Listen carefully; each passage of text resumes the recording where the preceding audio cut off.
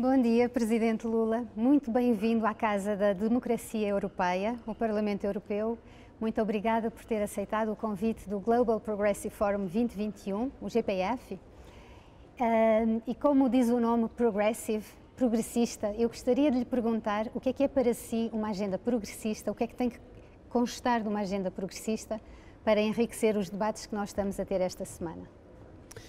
Olha, eu acredito que uma agenda progressista hoje, em qualquer parte do mundo, ela tem que ter três temas que são inseparáveis. Primeiro, a desigualdade.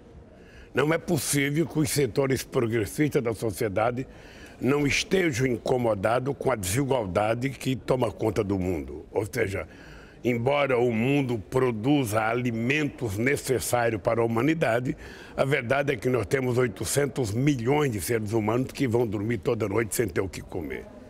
Uma outra coisa importante é a questão climática, ou seja, nós precisamos ter em conta que tratar com seriedade a questão climática hoje, cuidar do planeta, cuidar da nossa água, da nossa floresta, da nossa fauna, é uma obrigação de sobrevivência.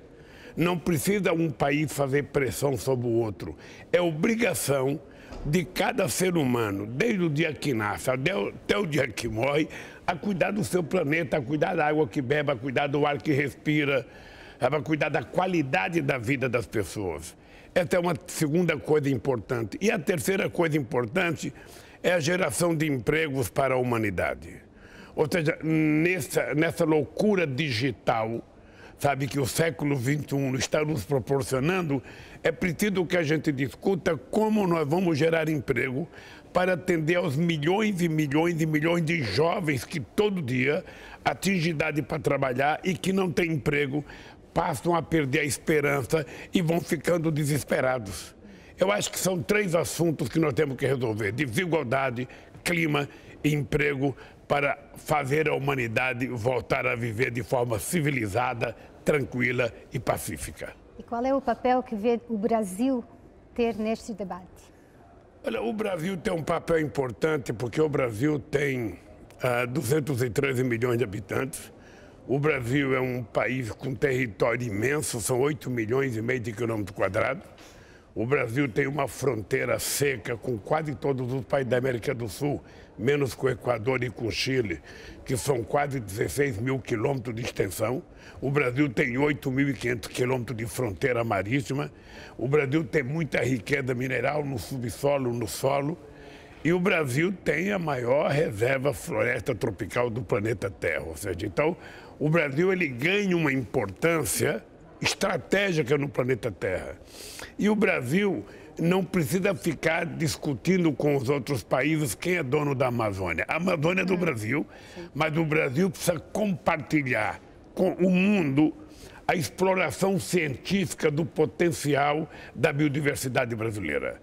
Se é verdade que as florestas subtropicais hoje representam um equilíbrio no planeta Terra, nós temos que compartilhar com o mundo esse nosso país, para que o mundo possa pesquisar e nos ajudar a desenvolver a melhor política de desenvolvimento para gerar possibilidade de sobrevida das pessoas que lá habitam, sem a gente ficar querendo transformar a Amazônia num santuário da humanidade.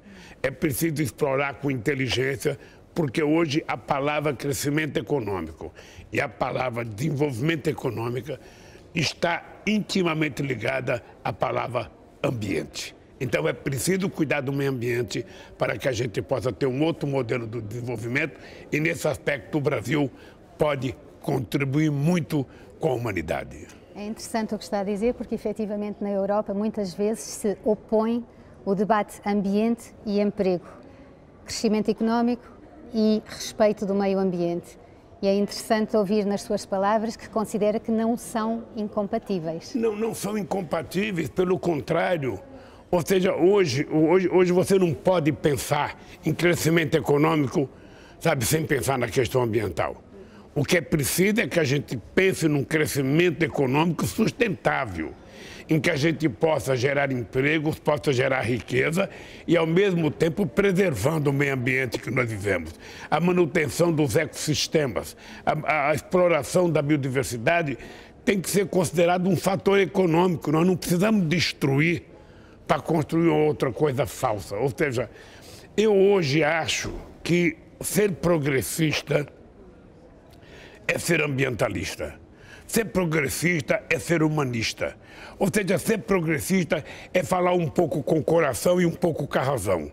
Ser progressista é ser solidário, ser fraterno, falar mais em amor, menos em ódio e mais em paz.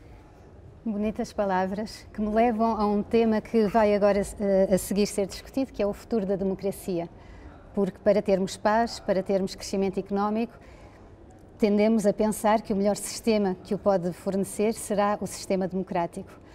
Qual é a sua opinião sobre o estado da democracia na América Latina, no seu próprio país, mas também olhando para nós na Europa e para o resto do mundo? Qual é a sua impressão? Eu posso olhar na minha vida política para falar de democracia.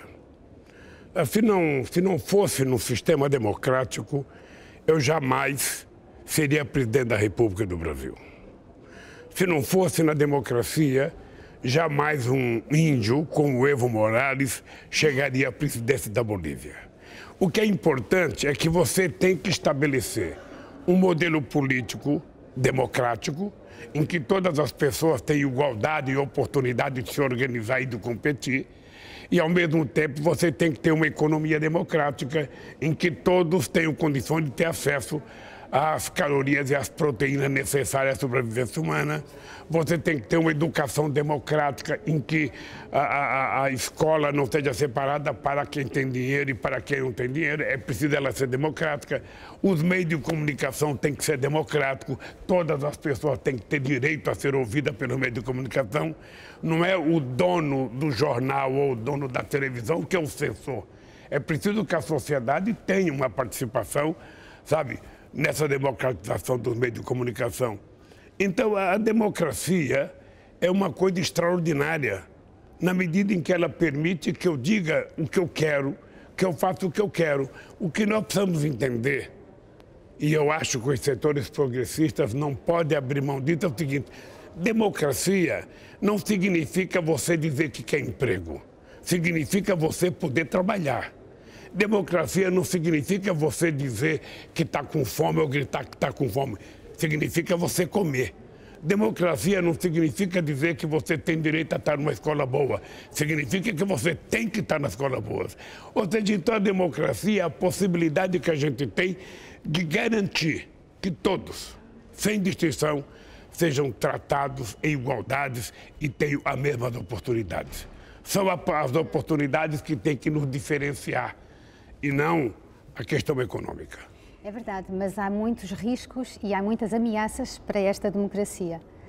Hoje em dia, por exemplo, as redes sociais, quando são manipuladas por algumas formas mais extremadas das opiniões políticas, podem fazer correr o risco a essa própria democracia e impedir o acesso das pessoas a esse mundo melhor. Não, a democracia tem risco. A eleição do Trump nos Estados Unidos foi um risco.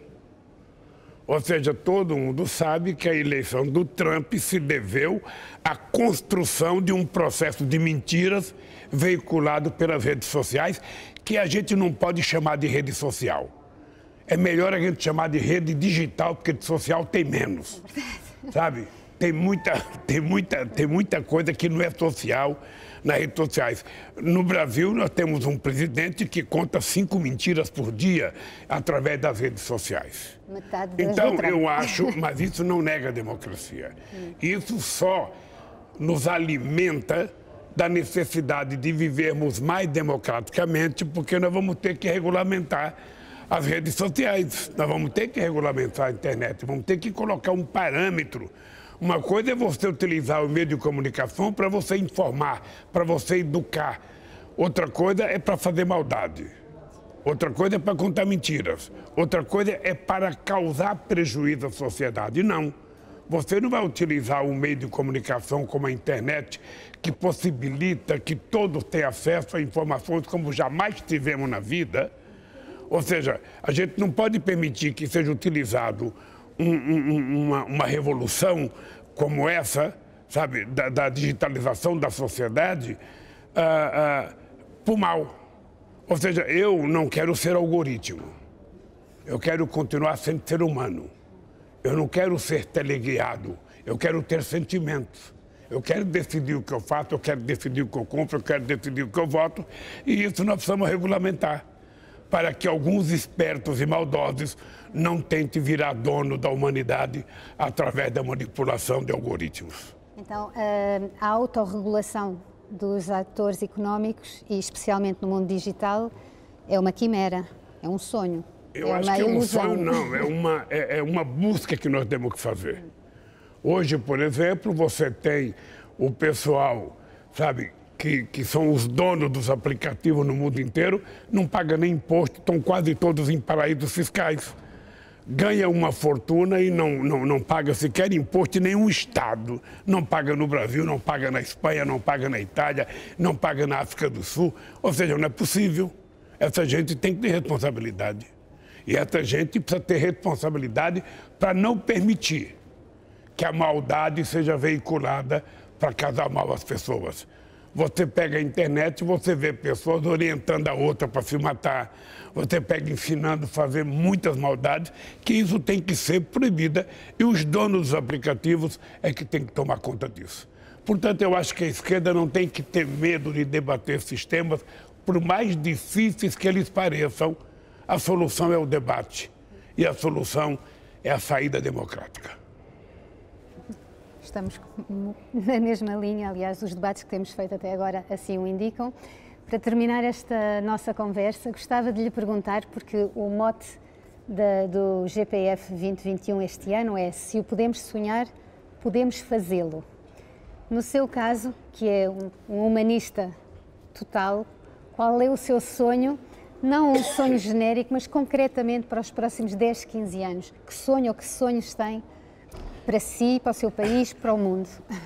Eu sempre digo que todos nós, seres humanos, temos que sonhar muito e sonhar grande, porque se a gente sonhar pequeno, quando a gente acordar, a gente vai ficar decepcionado. É preciso sonhar grande. Eu sonho com um mundo mais fraterno, eu sonho com um mundo mais solidário, eu sonho com um mundo onde prevaleça o amor e não o ódio, onde prevaleça a paz e não a guerra. Eu sonho com um mundo em que as pessoas possam comer 3 vezes ao dia, que as pessoas possam ter acesso ao emprego, à educação, ter acesso a atividades culturais. Ou seja, eu sonho com um mundo em que todos possam viver com dignidade.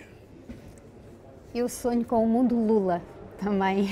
Ora, meu sonho comum, eu acho que eu já realizei muito dos meus sonhos. Eu saí da onde eu saí, num estado muito pobre do Brasil, e chegar à presidência da República do meu país, já foi a realização de uma perspectiva que eu nunca tinha sonhado. Então, eu sonho agora é recuperar a democracia do meu país. Eu sonho que o Brasil volte a ser democrático, que o Brasil se transforme num país, sabe, que seja exemplo para o mundo. Exemplo na questão do clima, exemplo na questão do emprego, exemplo na questão do salário, exemplo na questão, sabe, da educação e exemplo, sabe, na qualidade do ser humano que nós queremos criar.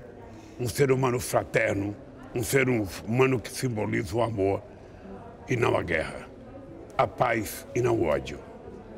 É isso que eu sonho. Muito obrigada, e eu sonharia que toda a gente fosse como o senhor. Mas há possibilidade, há possibilidade. O ser humano não nasce ruim. Ele é feito ruim. Ele é transformado, ele aprende a ser ruim. Se ele aprende a ser ruim, nós temos a obrigação de ensiná-lo a ser bom. E a gente aprende a ser bom dentro de casa. Vamos seguir o seu exemplo e agradeço-lhe imenso este tempo que passou connosco. Obrigado. Muito obrigada. Obrigado.